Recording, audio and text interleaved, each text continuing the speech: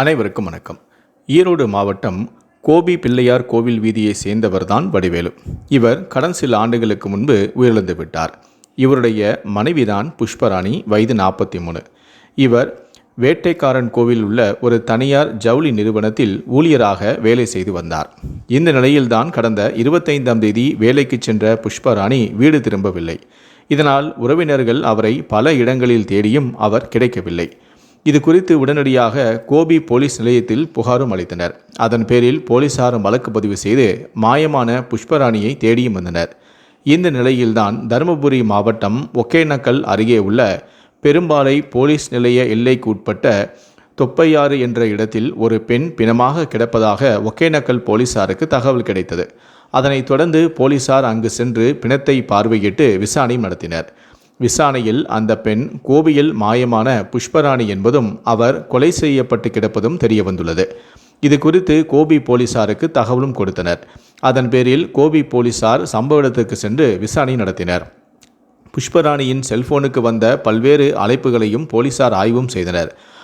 அதில் கவுந்தம்பாடி, ஆலந்தூர், ஜீவா நகர், சூளைமேட்டை சேர்ந்த மணி என்பவருடைய மகனான மகேந்திரன், வயது 32 என்பவர் அடிக்கடி புஷ்பராணியின் செல்போனுக்கு தொடர்பு கொண்டு பேசியது கண்டுபிடிக்கப்பட்டது.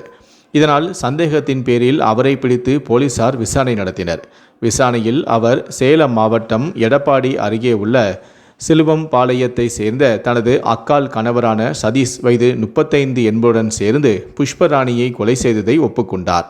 தொடர்ந்து மகேந்திரனிடம் நடத்திய விசாரணையில் கிடைத்த பரபரப்பான தகவல்கள் என்னவென்றால், புஷ்பராணி வேலை செய்த நிறுவனத்தில்தான் மகேந்திரனும் வேலை பார்த்து வந்துள்ளார்.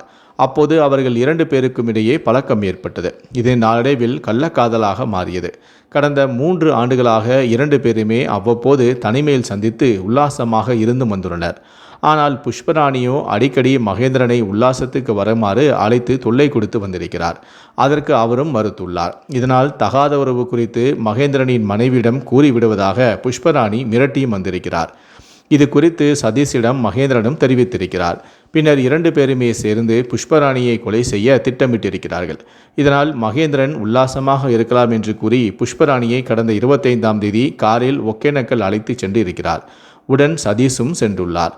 இதனைத் தொடர்ந்து 3 பேருமே சேலம் மாவட்டம் பூலாம்பட்டி போலீஸ் நிலைய எல்லைக்குட்பட்ட காட்டூர் கருப்பராயன் கோவில் அருகே உள்ள வனப்பகுதிக்கு சென்றுள்ளனர். அங்கு வைத்து புஷ்பராணியிடம் தன்னை மறந்து விடுமாறும் மகேந்திரன் கூறியுள்ளார். அதற்கு அவர் முடியாது என்று மறுத்திருக்கிறார். இதில் ஆத்திரமடைந்த அந்த 2 பேருமே தாங்கள் தயாராக வைத்திருந்த கட்டும் கம்பியாலேயே புஷ்பராணியின் கழுத்தை இறுக்கியுள்ளனர். இதில் அவர் உயிரிழந்திருக்கிறார். பின்னர் அவருடைய பிணத்தை காரில் எடுத்துச் சென்று பெரும்பாலை போலீஸ் நிலைய எல்லைக்குட்பட்ட தொப்பையாறு என்ற இடத்தில் வீசிவிட்டு தப்பிச் சென்று தலைமறைவாக இருந்ததும் தெரிய வந்தது. இந்த நிலையில்தான் புஷ்பராணியின் செல்போனில் பதிவான அழைப்புகளால் அவர்கள் 2 பேருமே தற்போது சிக்கியுள்ளனர்.